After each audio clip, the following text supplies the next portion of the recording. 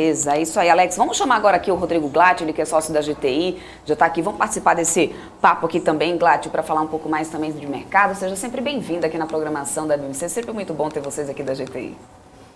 Obrigado mais uma vez pelo convite. Estamos à disposição sempre que vocês precisarem. Glatt, vamos lá falar sobre essa reação dessa bolsa desse mês, né? De meio do mês passado, né? No meio do mês passado, na verdade. Praticamente 20% de alta no índice, né? Desde o fundo do ano, foi ali mais ou menos 15 de julho. Como que você tem avaliado esse cenário, assim, essa tendência de otimismo? Os motivos, né, que tem trazido fôlego, inclusive, para a bolsa, devem seguir nesses próximos meses? Você acha que a gente tem força para isso? Eu acho que tem. Na verdade, assim, a gente tem que considerar também, acho que um horizonte um pouco mais longo de tempo, né? Se você pegar aí, a gente está voltando para o nível que a gente estava em abril, mais ou menos, abril, maio, acho, se não me engano, né? Na bolsa e o dólar também. Então, assim, a gente teve uma perspectiva muito ruim nos meses lá de junho, julho, principalmente, acho que em função do nível de incerteza maior com relação à inflação, principalmente lá fora, né? Principalmente nos Estados Unidos, acho que isso daí foi o que mais chamou a atenção dos investidores, né, nesses meses, né? Por conta de não saber exatamente qual que seria o ritmo de elevação dos juros lá fora, né? E acho que de umas 3 semanas para cá, acho que quando a gente começou a ver o Fed, acho que um pouco mais assertivo aí na comunicação, né? E também dados inflacionários, dados de inflação aí mais benignos, né, nas últimas semanas, isso daí acho que corroborou um ritmo aí mais perto aí dos 50 bips, né, de aumento aí nas próximas reuniões, né, e isso acabou dando uma tranquilidade maior para os investidores, né, principalmente lá fora, né, e a Bolsa também recuperou bem, né, chegou a estar 3.600, 3.700, o S&P já está 4.200, enfim. Isso aí acho que trouxe uma calmaria maior, e aí acho que eu conjugaria esse efeito, né, com 2 efeitos no Brasil. Primeiro, a sinalização aí acho que do final, né, do ciclo de aumento de juros, né, que acho que já está consolidado aí no mercado hoje, né, o Banco Central deu espaço até para eventualmente subir um pouco mais, mas eu acho que isso vai acabar não acontecendo, né?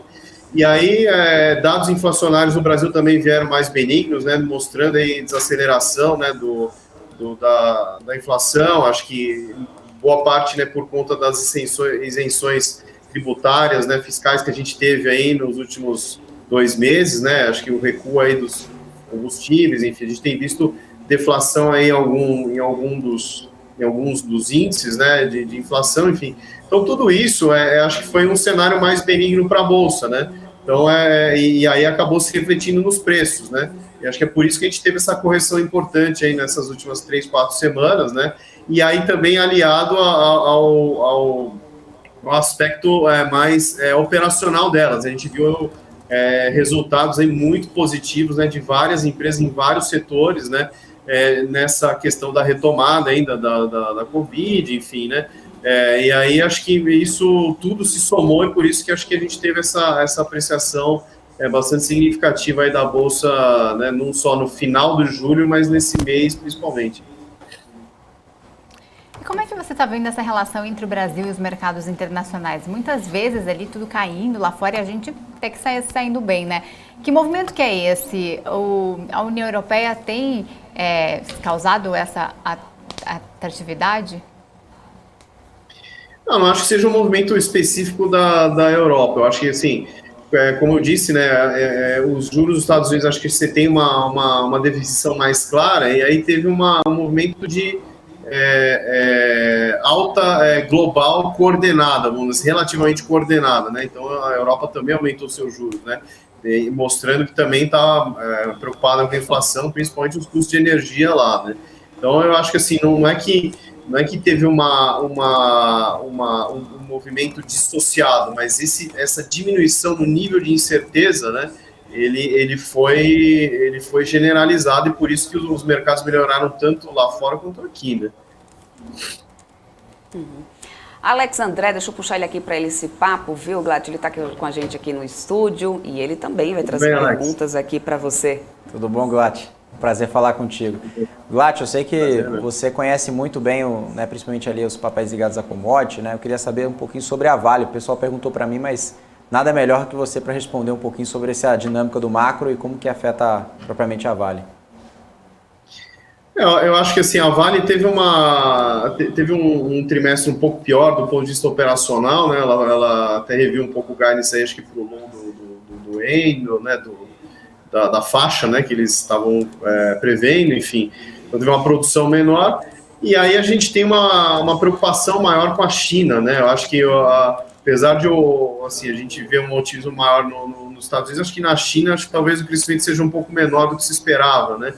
E aí a gente voltou a ver essas notícias de que o governo continua tentando de alguma forma ajudar o setor imobiliário, enfim. Então eu acho que tem uma incerteza maior com relação à demanda, né, da China e aí consequente do minério, né? E isso também fez com que o preço saísse lá da casa de 120, 115 para ao redor de 100, né? E ao mesmo tempo a gente teve a apreciação do câmbio também. Então acho que assim, além de um resultado um pouco mais menos positivo, vamos dizer assim, né? Acho que teve essa revisão aí, tanto de crescimento da China como de preço de minério, né? Então acho que tem uma percepção aí de resultados um pouco piores para ela nesses próximos trimestres, mas eu não acho que seja nada assim tão relevante, né? Porque no fundo a empresa continua, mesmo nesses patamares de câmbio e mesmo com esse nível de produção e preço de minério, ela continua sem dívida praticamente, gerando caixas assim incríveis, né? Ela até fez um pagamento aí de dividendo na casa de quase R$4, R$5, que seriam, né, um dividend yield aí na casa de 5, 6%, que é um yield ainda bastante alto, né? Só não é mais alto que o da Petrobras, mas realmente é muito alto ainda, né? Que prova que realmente a empresa ainda está no nível de precificação ainda, acho que, na minha opinião, muito baixo, né? Acho que tem uma parte do mercado aí que está menos otimista, né, com os preços de minério, né? Então, aí com uma curva de minério aí na casa de 65, $70, né? Sendo que o preço spot ainda está ao redor de 100. Então, acho que há um nível de conservadorismo maior do mercado, né? Tem casas em revenda, acho que um pouco para baixo, as projeções, né, para a empresa. Então, acho que, sim, a gente já teve um cenário melhor, mas acho que continua bastante positivo ainda. Acho que a empresa ainda está no nível de precificação muito interessante, né? E ainda vai retornar bastante dividendos e proventos para os acionistas, né? Ou seja, ela via dividendos ou recompra de ações, né? A empresa já anunciou aí em abril uma recompra aí de 500 milhões de ações, que hoje, nesse preço aí, daria mais ou menos uns 35 bilhões de reais, né? É bastante coisa ainda. E acho que a empresa deve estar se aproveitando desse momento agora para recomprar essas ações. Vamos pegar um gancho que a gente está falando sobre essa temporada de resultados, né? Das empresas do índice, a maioria trouxe números em linha ou acima da expectativa dos analistas. Segundo o Bank of America, inclusive, as receitas cresceram cerca de 20%, mas o EBITDA e lucro ficaram ali abaixo do registrado ano passado. Você queria saber da sua opinião, Glat, sobre essa temporada. O que você achou? O que chamou mais atenção? Eu acho que esse efeito, na verdade, ele acontece pelo seguinte. Primeiro, eu acho que a gente tem o efeito inflacionário, né? A gente rodou a inflação até agora pelo menos 10% aí por quase um ano, né? Então, as empresas repassam para os preços, enfim, né? E é por isso que a gente tem esse crescimento que não é comum, né? De receita, né? Que é relativamente elevado, né? Aliado a isso, a gente tem crescimento de volumes, né? Porque você tem a retomada, né? O PIB continua mais forte do que se esperava também, né? Estamos com uma previsão aí de PIB entre 2 e 2,5, enfim, né? Quando se tinha uma projeção aí ao redor de 0, ou até várias casas com PIB negativo para esse ano, né? Então, acho que tem essa conjunção que leva as receitas para cima. Agora, para as linhas de baixo, né? A gente teve um efeito ruim do aumento dos juros, né? O aumento dos juros, ele pega na dívida das empresas, né? Então, elas têm uma despesa financeira, um custo financeiro aí mais elevado, né? Para continuar tocando suas operações. Então, isso daí prejudicou boa parte das empresas que têm uma alavancagem um pouco maior, né? Então, é por isso que a gente vê, apesar de receitas crescendo, né? uma boa parte, né, das empresas tem lucros cadentes, né, caindo aí ano contra ano, né. Então a gente viu aí, principalmente nas empresas mais alavancadas, como eu disse. Então é esse efeito que a gente tem visto, mas eu acho que é uma preocupação de curto prazo. Na verdade, se a gente realmente tiver um cenário de juros caindo, né, principalmente no ano que vem, a gente vai gradativamente vendo esses resultados, né, melhorando aí e aumentando o lucro e, consequentemente, a distribuição de dividendos para os acionistas. Perfeito, Glatt. Alex, tem mais perguntas aí para o Glatt? Eu queria fazer ao contrário, né? Falando de empresas, já citando nomes aqui, Glatt. Quais empresas que decepcionaram, na sua opinião, dentro do seu universo de cobertura aí? Eu acho que a Vale foi essa surpresa talvez mais negativa. Acho que algumas empresas do varejo também tiveram aí resultados um pouco aquém do que se esperava, né? Apesar de boa parte ser esperado, né?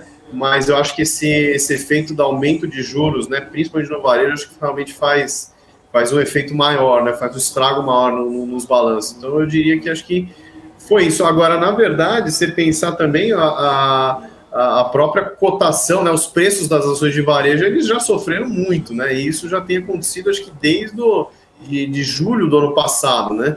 Então você tem empresas aí, diria que na média, sei lá, 50%, 60% mais baratos do que elas estavam no ano passado. Então, o mercado também já fez essa correção, né? Então, eu acho que provavelmente a gente vai ver até uma possível recuperação dessas ações aí se a gente continuar com esse cenário mais benigno da Bolsa nos próximos meses, né? Eu vejo aí várias oportunidades que foram criadas no doméstico, né? Não só no varejo, né?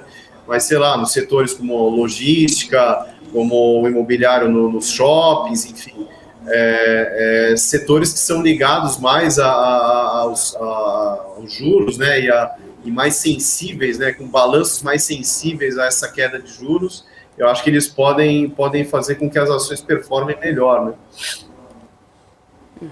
Muito bom. Perfeito, perfeito. Obrigada mesmo, viu, Glatt, pelo seu tempo, por vir aqui trazer suas análises. Muito obrigada, é sempre muito bom ter vocês aqui da GTI. Um forte abraço aí para todos aí do time.